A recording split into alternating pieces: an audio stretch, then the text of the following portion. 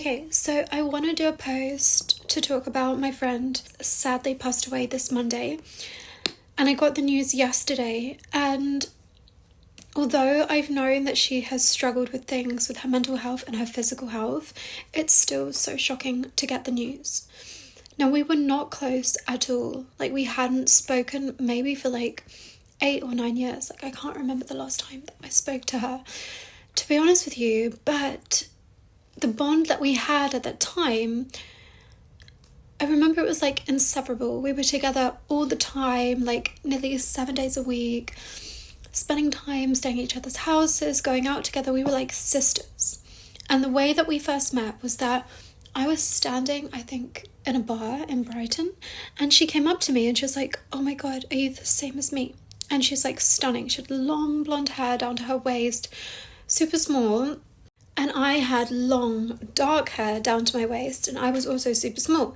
Now, I've never had an eating disorder in my life. I eat a lot. Sometimes when people see me eat, they're like, "Oh my God, you're crazy."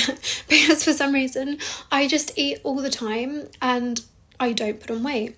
Some people are really mad about that. I don't know why, but that's just the way my body is. But she actually had this disorder, which is super, super sad. And I guess we bonded in a way because of that, not because we were both going through the same thing, but because I really felt care for her and I wanted to support her as well. So as time went on, we were like quite young, and then she discovered the party scene before me. So she was out like partying a lot, and because of that, our friendship grew apart a little bit over a couple of years, and then I moved country, so we just lost touch.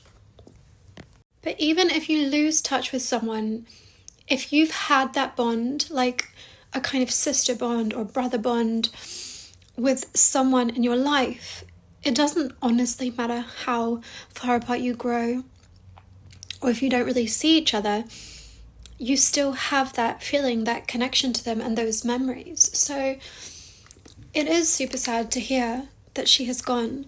And when things like this happen, I always look for the deeper understanding of what this is. So obviously, I want to respect her privacy as much as possible and not give all the information about her death. But one friend said, "Oh, I thought it would be suicide," but it wasn't.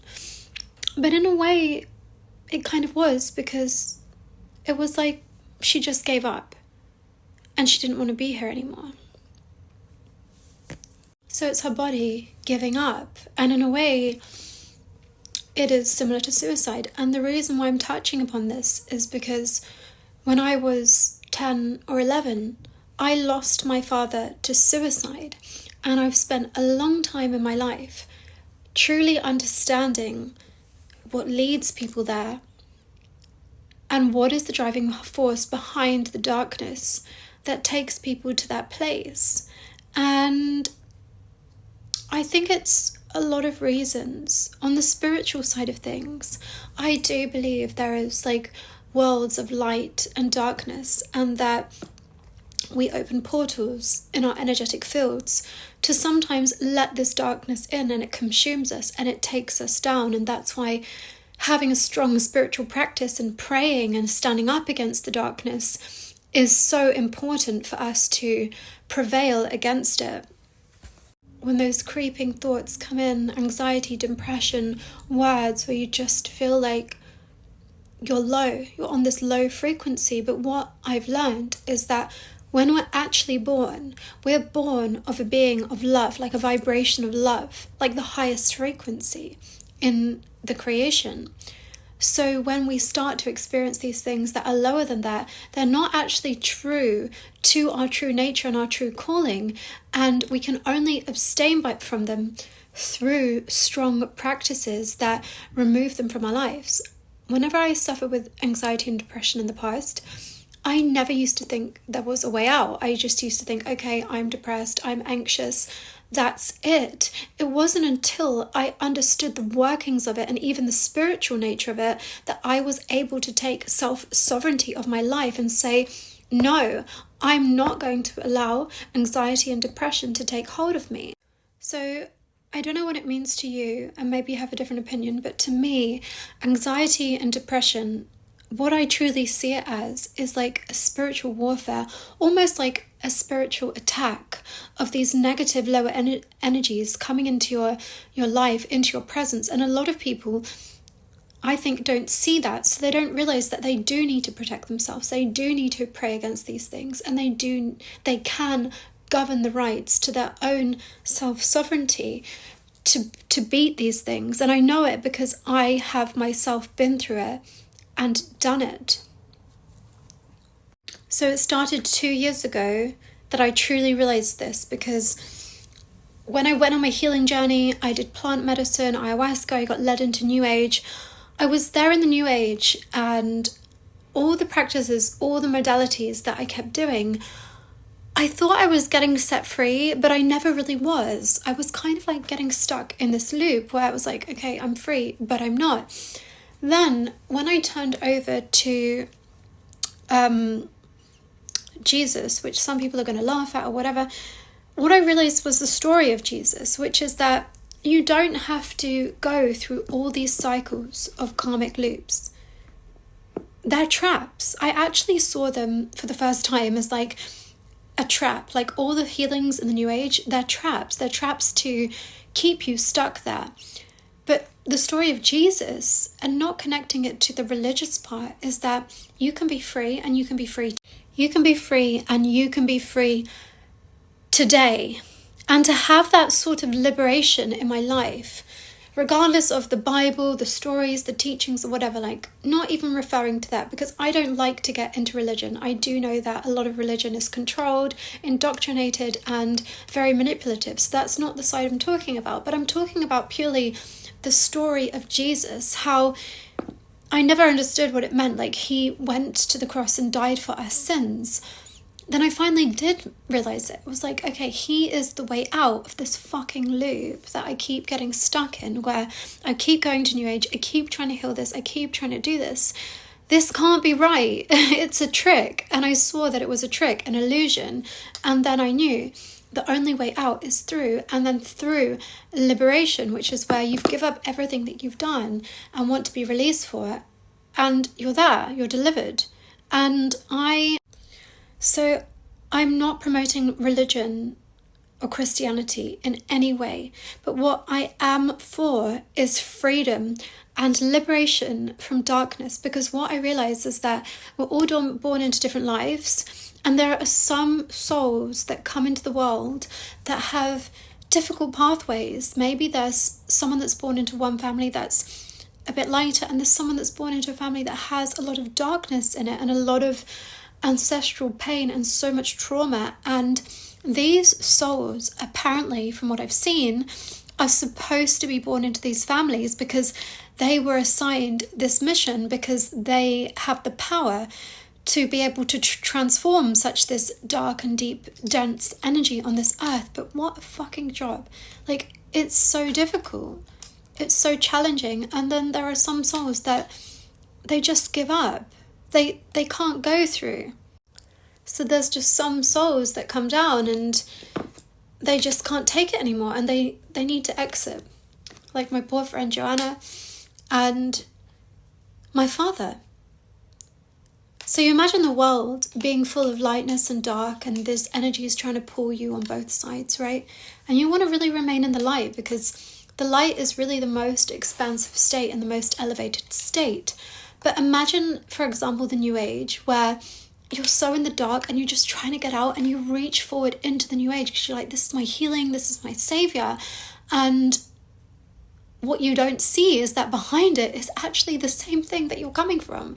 It's the dark, and it's pulling you just deeper into these bondages and these chains. It's just packaged in another way to make you believe you're free, but you're not really free. The only way that I have found freedom in my life, which is going to sound crazy, is through Jesus Christ. It's the story of Jesus Christ. It's not the religion. I don't go to the church and start Bible bashing and trying to get other people to convert to this religion and be part of this religion and indoctrination. I know there's so many bad and awful sides to Christianity and Catholicism. I'm not stupid, like I'm very, very aware. But what I do like to follow is the story of Jesus Christ, that he empowered me to know, or his story, that I can be liberated today, that I don't have to go through all these loops and all these chains and be trapped and be stuck forever on this hamster wheel that never ends, that the New Age kept presenting me. And of course, I believe that you have to go through personal development work and growth work and transforming. But to think that you have to be stuck there forever, it's false. It's not true. So I want to share this in case it could save someone the way that I feel like it saved me. 2 years ago, I went to Miami to a minister who performed a deliverance on me to clear things within my family timeline, anything that was laid upon me. And really, it was a lot of work that I've done with this coming into place, especially leaving behind New Age practices. That was the thing that didn't want me to leave the most. Like, they were so chained to me, and I'm so glad that I'm free from any New Age practices at all in my life, for my own reasons. If you do them, you know, you've got your own reasons and desires, but for me, they were not working. They were not the answer. I saw through many of this false light and illusions. And I share this because if I can save someone, or it reaches someone, then that's what I think is powerful. But there's still a question, is can we really save people? And the answer is no. And that's another reason why I fall out with New Age, because in the New Age, there's so many self-proclaimed prophets, healers, people that are going to change your life, like transform you, when none of that work is down to them. First of all, a lot of the work that I found in the New Age was people just trying to sell me things that would injure me more, so I would go back to them and they could make more money off me. But when you realize what you're doing in order to save people or help people is not coming from you, it's coming from a much higher presence. And some people say it's the presence of God, or it's the presence of Jesus, or the light that's coming to light this way. So it's nothing to do with me. Like, I can't save anyone. I used to say I was a healer. Then I was like, I'm not a fucking healer. I'm not, like, how egotistical is. So all of this work is not coming from an individual. When someone says they're a healer, run a million miles, because there's no such thing. All of this stuff comes from God, from like a bigger source. Something that's bigger and more expanded than any of us. And if someone says that, they're just operating from their ego, and they're so far away from being a healer. And trust me, I know, because I've experienced it so much in my life. And the other question I had was about souls coming to this earth, like my friend Joanna and my father. Were they supposed to be here longer? Like, obviously we say they've gone too soon, they were supposed to be here for longer, but maybe there's just like a certain time that this soul needed to come to this earth and had to leave again, you know? So these are my thoughts about it. I rarely ever share thoughts on this because I know that everyone has their own beliefs, everyone has their own ways of being and doing, and maybe this way upsets people or it makes them feel uncomfortable. So I don't really like sharing this stuff. It's just what I think about. So, you know, if you don't align with it, it's obviously fine. But maybe there's a message in it. Maybe there's a takeaway for someone, or another thought process, or maybe someone connects super deep to this story and is in the New Age and is like, fuck, it's not actually helping me. My life is actually getting worse. That's what I realized, was that I was just attaching to more and more spirits that were not clean, and they were fucking with my life. And I was like, I've got to get out of this falseness. That's just for me. It could be different for you.